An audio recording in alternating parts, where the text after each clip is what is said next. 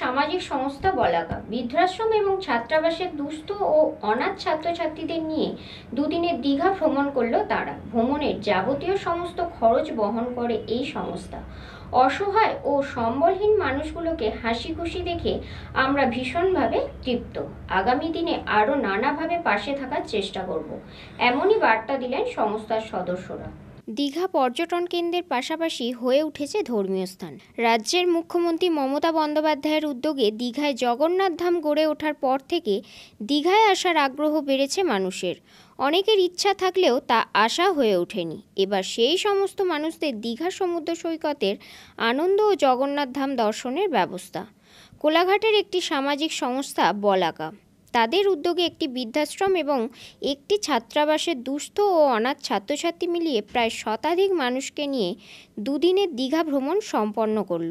মূলত কোলাঘাট রায়চক গ্রামে অবস্থিত অনাথ আশ্রমের আবাসিকরা এতে অংশগ্রহণ নিয়েছিলেন। দুটি বাসযোগে 1 এবং 2 নভেম্বর দুদিনের সফরে আশ্রম থেকে দীঘা নিয়ে যাওয়া লজে রাত্রিবাস, খাওয়া দাওয়া সহ যাবতীয় উদ্যোগ ও ব্যয়ভার বহন করেন কোলাঘাটের এই বলাকা সংস্থা। দীঘার সৈকতে সমুদ্র স্নান, ঝাউবনের ছায়া ছায়ায় ঘুরে বেড়ানো থেকে জগন্নাথ মন্দির দর্শন এবং সান্ধ্যকালীন বিনোদনমূলক অনুষ্ঠানের মাধ্যমে সবাইকে আনন্দ দেওয়ার চেষ্টা করা হয় সংস্থার পক্ষ থেকে। আমরা একটি ভ্রমণ সংস্থা, তো আমরা খুব কম যাদের মানে খুব কম খরচে যাদের সামর্থ্য নেই সেই সব কিছু ভ্রমণ সাথীদেরকে নিয়ে আমরা ভ্রমণ করি সারা বছর। এবারের ভ্রমণটা একটু আলাদাই ছিল। আমরা এরা একদম অনাথ, আর কিছু দুস্থ বাচ্চারা ছিল, আর কিছু বয়স্ক বৃদ্ধারা ছিলেন। ওদেরকে নিয়ে আমরা একদিনের দীঘা ভ্রমণে এসেছিলাম।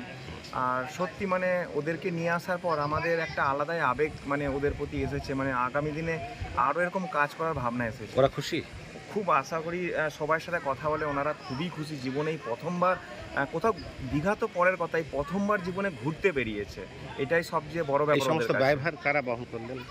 এই সমস্ত দায়ভার আমাদের, যে আমরা যেটা একটু আগে আমি বললাম যে আমরা সংস্থার যেটুকুনি ভ্রমণে আমরা যৎসামান্য থেকে যে আমাদের সঞ্চয় হয় সেটা থেকে, এবং কিছু আমাদের খুব কাছের ভ্রমণ সাথী আছে যারা এইগুলো আমাদের সাহায্যের হাত বাড়িয়ে দিয়েছে। ওনাদের সবার সাহায্যের হাত বাড়িয়ে দেওয়ার জন্য আমরা এই সমস্ত কাজগুলো করার চেষ্টা করি এবং করতে পেরেছি।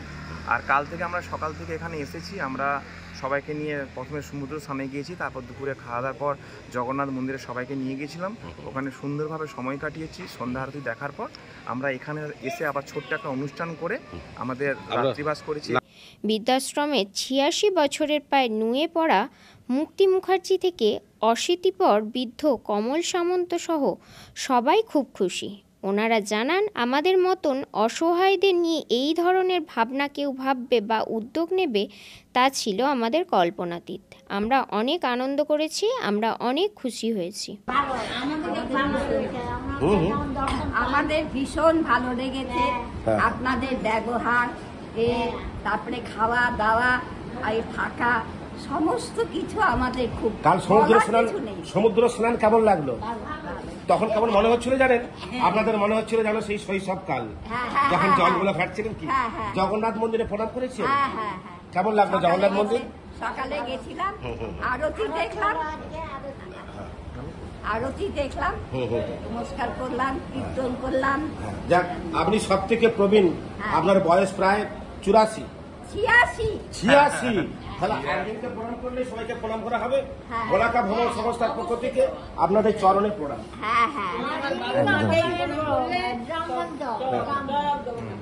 এবং ব্রাহ্মণ, আপনি তো ব্রাহ্মণ, একদম মহীয়সী। আপনি শুধু মাতৃ সমান নয়, আপনি মহামাতা আমাদের। বলাকা সংস্থার পক্ষে অসীম দাস বলেন, দীঘার জগন্নাথ ধাম দর্শনের পাশাপাশি সমুদ্র স্নানে মেতে ওঠেন বয়স্ক থেকে যুবক যুবতীরা। দীঘা মন্দিরের সামনে দাঁড়িয়ে আছি। বলাকা ভ্রমণ সংস্থা, বলাকা ভ্রমণ সংস্থা মানে ভ্রমণ আন্দোলন। স্বাদ এবং সাধ্যের মধ্যে মানুষদের নিয়ে আমরা বিভিন্ন জায়গায় যাই, কিন্তু আজকের দিনটা আমাদের কাছে একটু অন্যরকম। আমরা কিছু দুস্থ ছাত্রছাত্রী, কিছু অসহায় বৃদ্ধা, যারা আমাদেরই লোক বলে আমরা মনে করি, রায়চক মর্নিং স্টার ক্লাবের পরিচালনায় যে আশ্রম বা হোম চলছে, তাদেরকে নিয়ে আমরা দীঘায় এসেছি। একটু খোলা বাতাস, খোলা হাওয়া, আর ওরা আমাদেরই লোক, পরিবারের লোক ভেবে ওদেরকে একটু সাথ দেওয়া, সঙ্গ দেওয়া। সাথে থাকুন, ভালো লাগবে সারাক্ষণ। এরপর পরপর আমাদের অনুষ্ঠানগুলো হবে। এখন একসঙ্গে একটু দীঘার ঝাউবন আর দীঘার সৈকত আর বঙ্গোপসাগরের ঢেউ, সেই ছোঁয়া পেতে একটু যাব। রঞ্জন মাইতির রিপোর্ট, খবর BCBS।